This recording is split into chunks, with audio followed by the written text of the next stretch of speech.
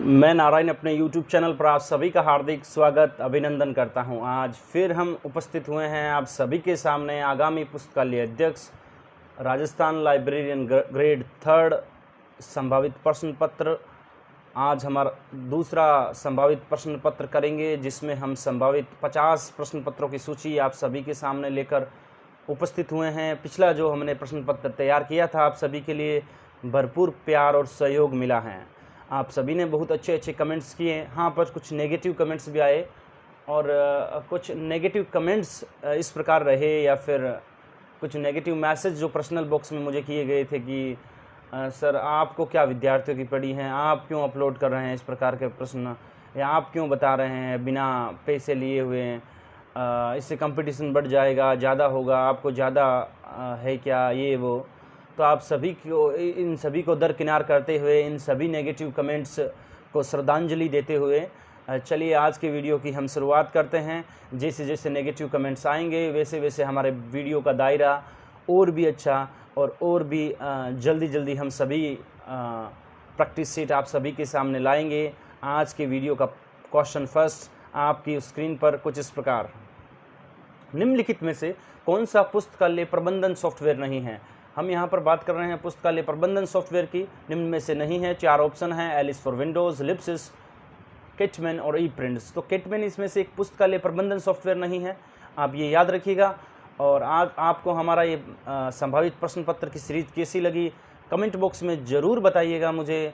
और उन सभी नेगेटिव कमेंट्स को श्रद्धांजलि देते हुए आप सभी एक बार वीडियो को शेयर करेंगे, ताकि उनको और भी ज़्यादा अच्छा लगे और भी ज़्यादा वो सहज और कंफर्टेबल महसूस करे। चलिए शुरुआत करते हैं नेक्स्ट क्वेश्चन की। भारत में सन 1934 में किस सूचीकरण संहिता का उद्भव हुआ था? सभी को पता है, CCC आई थी, क्लासिफाइड कैटालॉगिंग कोड। 1934 में 5 संस्करण आए थे। डॉक्टर SR रंगनाथन महोदय, जो कि भारतीय पुस्तकालय के जनक कहा जाते हैं। दूसरा वर्जन 45, फिर 54, फिर 58 और फिर 64, 5 CCC के वर्जन आए थे, आप याद रखिएगा। और एंग्लो अमेरिकन कोड 1908 में आया था। Rules for dictionary catalogue 1891, CA cutter महोदय।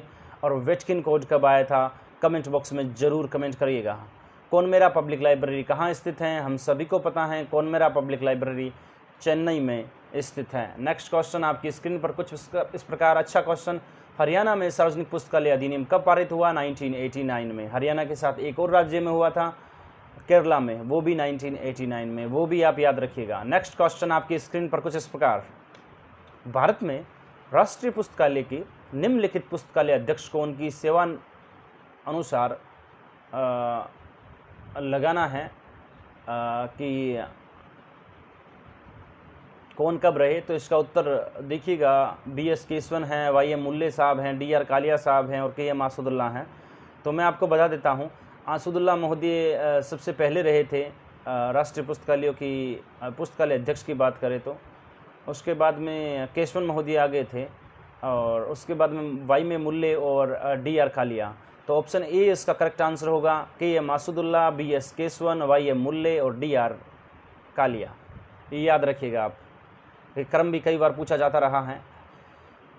नेक्स्ट क्वेश्चन की, एकीकृत परिपथों का उपयोग किसमें किया जाता है?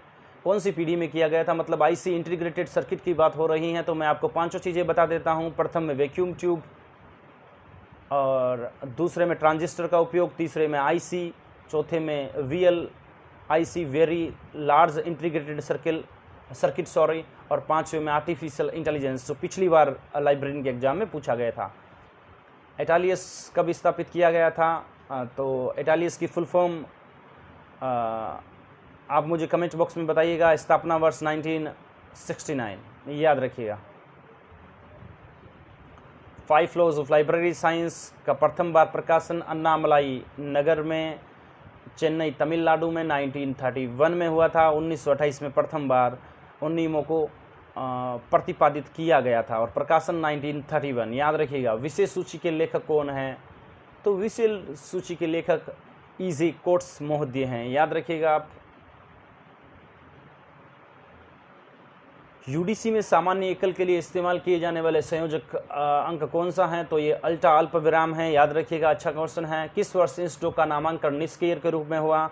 सितंबर 2002 में। आप मुझे ये बताइएगा कि निष्क्रिय को कौन सी संस्थाओं को मिलाकर निष्क्रिय अस्तित्व में आया? कमेंट बॉक्स में। प्रथम ई बुक के लेखक कौन है? अच्छा क्वेश्चन है कि प्रथम ई बुक के लेखक कौन है। ये मैं आपको एक ही क्वेश्चन दे रहा हूँ होमवर्क के लिए, आप मुझे बता दीजिएगा। डायरेक्ट क्वेश्चन पूछा है मैंने, रिलेटेड क्वेश्चन अभी तक मैं पूछता रहा हूँ कमेंट बॉक्स में। डायरेक्ट क्वेश्चन, प्रथम ई बुक के लेखक, अच्छा क्वेश्चन है। देखिएगा, QR कोड को कब लॉन्च किया गया था? अब प्रथम बार तो QR कोड को प्रथम बार लॉन्च 1996 में किया गया था, याद रखिएगा। विश्वकोश ब्रिटानिका में मैक्रोपीडिया में अनुक्रमण का रूप में कार्य करता है, तो माइक्रोपीडिया काम करता है मैक्रोपीडिया की अनुक्रमण के रूप में। ऑप्शन डी करेक्ट आंसर रहेगा आपका। और नेक्स्ट क्वेश्चन आपकी स्क्रीन पर, डिक्शनरी ऑफ कैटलॉग के रूप में के जनक के रूप में कटर महोदय 1891, आप ये याद रखिएगा। ISBN को 10 अंक से 13 अंक, जनवरी 2007। वर्तमान में ISBN Indian international standard book number है इसका फुल फॉर्म, और ये वर्तमान में 13 अंकों का है। इसे 5 भागों में विभाजित किया जाता है। 5 भागों में पहला यूरोपियन नंबर आएगा, उसके बाद में ग्रुप आएगा, उसके बाद में पब्लिशर, उसके बाद में टाइटल, और उसके बाद में चेक डिजिट, और चेक डिजिट 1 अंक का होता है, आप ये भी याद रखिएगा। नेक्स्ट क्वेश्चन, राष्ट्रीय पुस्तकालय सप्ताह प्रतिवर्ष किस वर्ष मनाने की घोषणा किस संस्था द्वारा की गई? तो ILA की गई थी, अमेरिकन लाइब्रेरी एसोसिएशन। कब की गई? कमेंट बॉक्स में जरूर बताइएगा। प्राथमिक स्रोतों में शामिल हैं तो पेटेंट प्राथमिक स्रोत ही में आता है। पेटेंट का कार्यालय नागपुर, मुख्यालय नागपुर 1970 में आया था। और आवर्त सारणी जो होती हैं वो भी प्रथम प्रकार की सूचना और आवेदिक आलेख यानी पीरियडिकल्स जिसे हम बोलते हैं, लेख जो होते हैं वो भी प्राथमिक आएगा। थीसिस हैं जो द्वितीयक प्रकार का है। तो एक A, C और D कहाँ लिखा हुआ है? A, C और D, 1, 3 और 4। ऑप्शन 4 करेक्ट आंसर रहेगा आपका। सभी को मैं बता दूं, शुमियो और लुप्तके जी का नाम संबंध किससे हैं? तो हम सभी को पता है, सूचीकरण से संबंधित हैं। बेसिक का full form beginners all purpose symbolic instruct code. Option B इसमें करेक्ट रहेगा मेरे हिसाब से। इंटरनेट पर फाइल ट्रांसफ़र करने के लिए किस टूल का प्रयोग किया जाता है? तो ये FTP फाइल ट्रांसफ़र प्रोटोकॉल का उपयोग किया जाता है।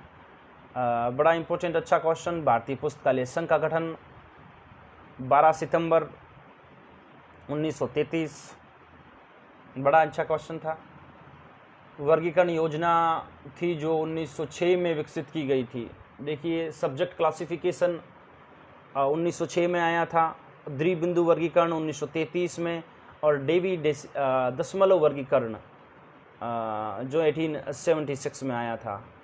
और ग्रंथ सूची वर्गीकरण यानी बिब्लियोग्राफिक क्लासिफिकेशन की बात हो रही है, तो बिब्लियोग्राफिक क्लासिफिकेशन 1935। और राइडर क्लासिफिकेशन और आया था, वो कब आया था? वो कमेंट बॉक्स में आपका मोस्ट वेलकम है। जो कमेंट नहीं करना चाहते हैं और कमेंट करके आंसर देना में उनको अगर समस्या है तो मत करिएगा।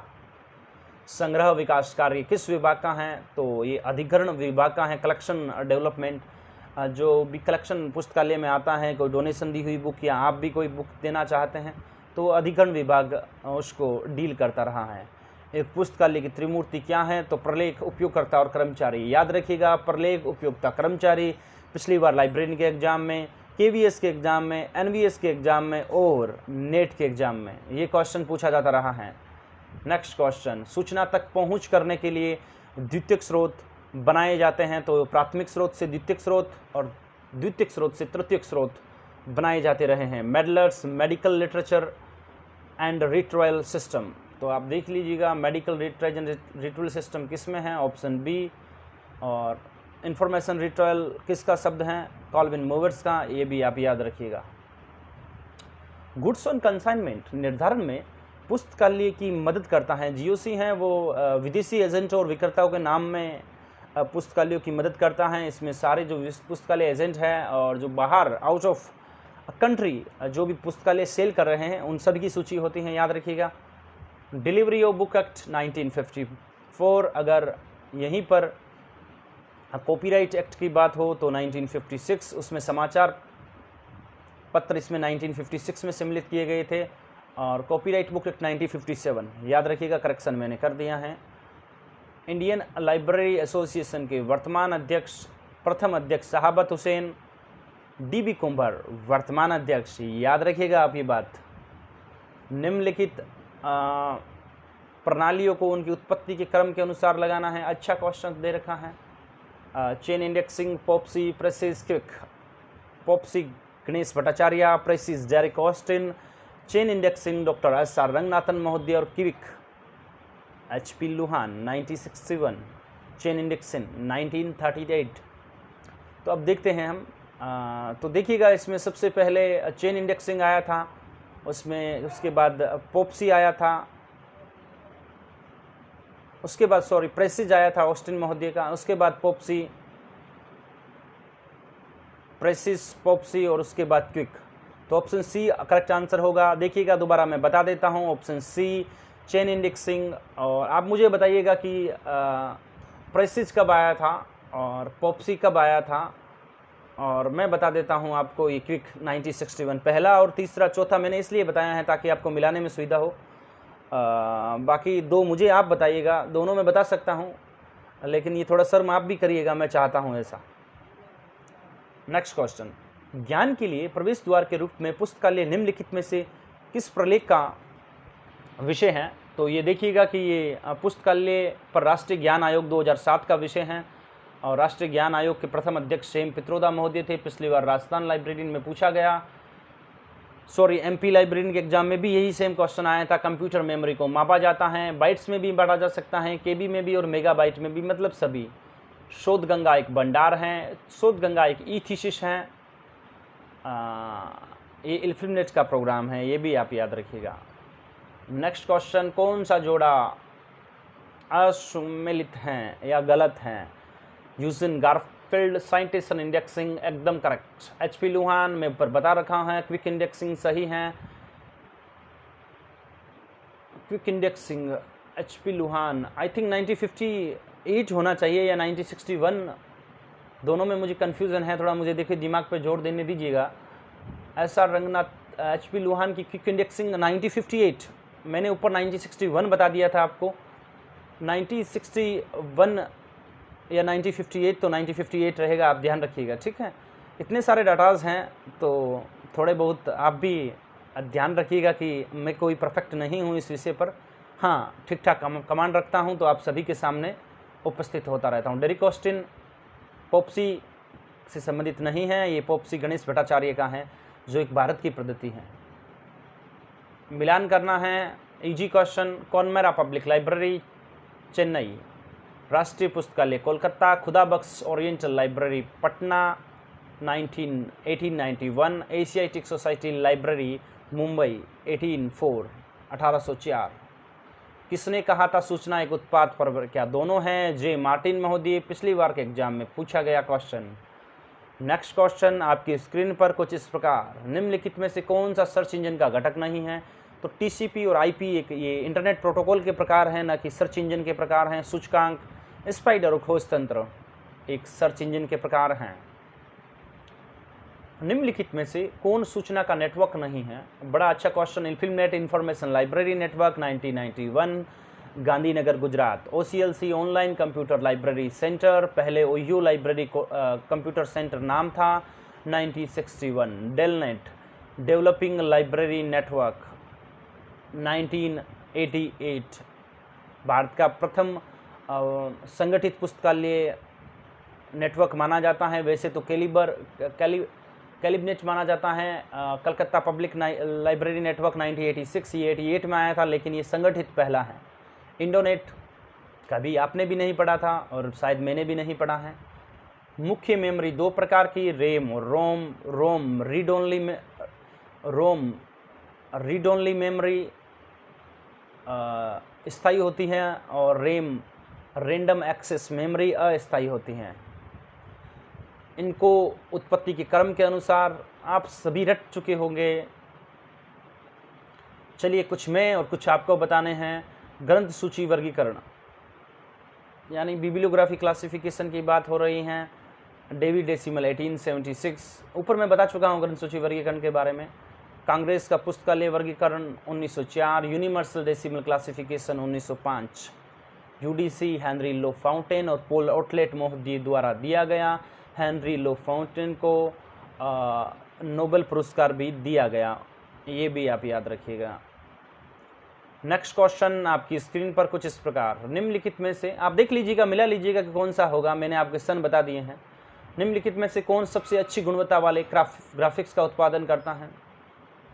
तो ये लेज़र प्रिंटर करेगा डेफिनेटली। अबेकस पहला था, तो ये मैकेनिकल कैलकुलेटर था, इलेक्ट्रॉनिक कंप्यूटर नहीं था। सही है, mechanical calculator is the correct answer, option D रहेगा। निम्नलिखित में से किसका उपयोग प्राथमिक भंडारण के लिए किया जाता है? तो देखिएगा कि चुंबकीय डिस्क है वो एक प्राथमिक भंडारण है, आप याद रखिएगा। इनपुट डिवाइस हैं, प्रिंटर आउटपुट हैं, प्लॉटर भी आउटपुट हैं, और विजुअल डिस्प्ले वीडियो ये भी प्राथमिक हैं। तो जॉयस्टिक होगा, सॉरी आउटपुट डिवाइसेस हैं, जॉयस्टिक रहेगा वो इनपुट डिवाइस रहेगा, याद रखिएगा आप सभी। अच्छा क्वेश्चन है। निम्नलिखित पुस्तकालय वैज्ञानिकों में से 1851 में किसका जन्म हुआ? तो हमारे 10 दिसंबर 1851 को मेलविल डेवी महोदय का जन्म हुआ था, याद रखिएगा। एस.आर. रंगनाथन का जन्म कब हुआ था? कमेंट बॉक्स में एक बार आप मुझे जरूर बताइएगा।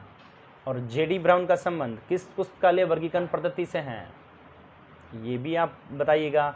और पुस्तकालय सूचीकरण के पिता सी कटर महोदय को माना जाता रहा है। एक पुस्तकालय में परिसंचलन विभाग का दूसरा नाम, तो परिसंचलन जहां पर सर्कुलेशन डिपार्टमेंट, आदान प्रदान विभाग। द्वीपबंधु प्रकीर्णन का 7वां संस्करण देख लीजिएगा, थोड़ा सही नहीं हुआ है तो मैं बता देता हूं। द्विबंधु वर्गीकरण का 7वां संस्करण किस प्रकार, अगर इसके किस प्रकार के क्वेश्चन पूछे जाने की संभावनाएं हैं। द्विबंधु वर्गीकरण देख लीजिएगा, वो fully freely faceted classification scheme है, आप ये याद रखिएगा। 1 से 3 तक रिजिडली क्लासिफिकेशन स्कीम थी। 4, 5, 6 almost freely faceted classification scheme, और 7वीं थी वो fully freely faceted classification scheme थी। 7वां 1987 में आया था रंगनाथन की मृत्यु के बाद। और 7वें का शारदा रंगनाथन इंडोमेट ने इसका सर्च ने इसका प्रकाशन किया था। सीसीसी के 7 वर्जन में बता देता हूँ, 33, 39, 50, 52, 57, 60, और वापस 6वां संस्करण रीप्रिंट आया था 7वें 1963 में 1967। तो ये तो थी आज की हमारे पुस्तकालय की संभावित जो प्रश्न पत्र हैं उसकी सीरीज 2। आपको वीडियो कैसा लगा? पसंद आया है तो ज़रूर एक बार दोस्तों के साथ शेयर करिएगा। आपका प्यार मेरे साथ यूं ही बना रहे। आप सभी का मुझसे जुड़ने के लिए, वीडियो को देखने के लिए, कमेंट चाहे पॉजिटिव किए हो या नेगेटिव किए हो, आप सभी का धन्यवाद।